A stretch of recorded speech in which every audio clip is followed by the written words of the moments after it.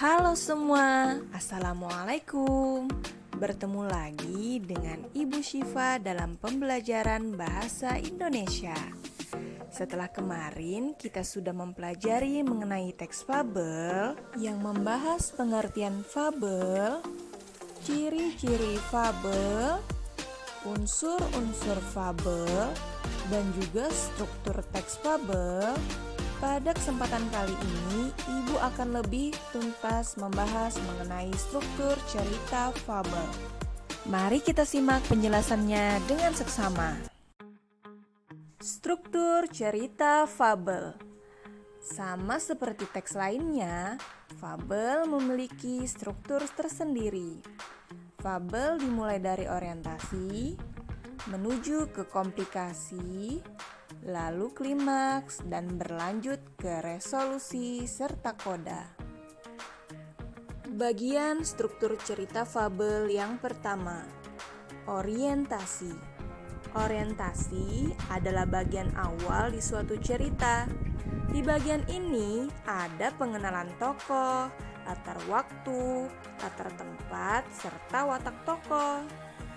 Kemudian bagian struktur cerita fabel yang kedua, yaitu komplikasi. Komplikasi memiliki hubungan sebab dan akibat sehingga muncul suatu masalah. Komplikasi ini dimulai dari saat munculnya masalah hingga masalah mencapai puncak atau klimaks. Biasanya, komplikasi terjadi akibat kepribadian salah satu tokoh yang bertentangan dengan tokoh lain. Struktur cerita fabel selanjutnya. Resolusi adalah penyelesaian masalah yang ada. Pada bagian teks ini, semua masalah yang terjadi mendapatkan solusi penyelesaiannya. Dan struktur cerita fabel yang terakhir yaitu koda. Koda adalah nilai moral dari pengarang yang tidak disampaikan secara eksplisit. Dengan kata lain, nilai moral atau pesan yang ingin disampaikan oleh pengarang tidak langsung tertulis dalam cerita tersebut, tetapi akan kita dapatkan ketika kita sudah membaca cerita tersebut.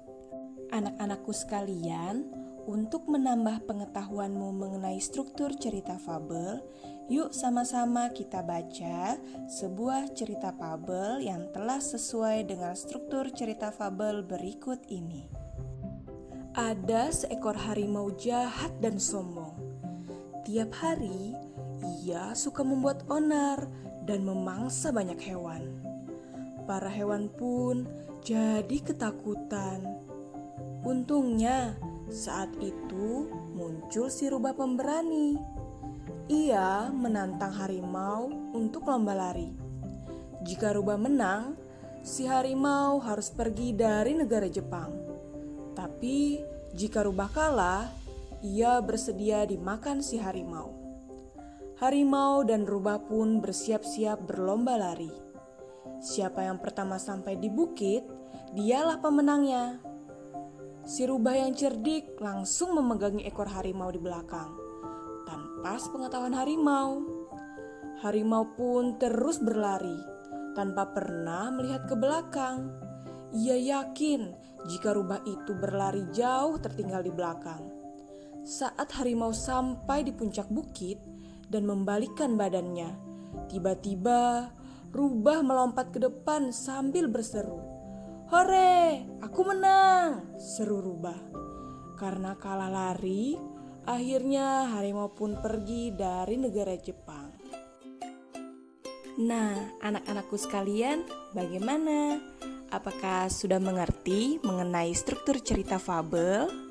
Ibu harap kalian semua bisa dapat memahaminya dengan mudah ya. Jika ada yang ingin ditanyakan, silahkan ditanyakan di kolom komentar. Terima kasih. Cukup sekian untuk kali ini. Kurang lebihnya Ibu mohon maaf. Billahi taufiq wal hidayah. Wassalamualaikum warahmatullahi wabarakatuh.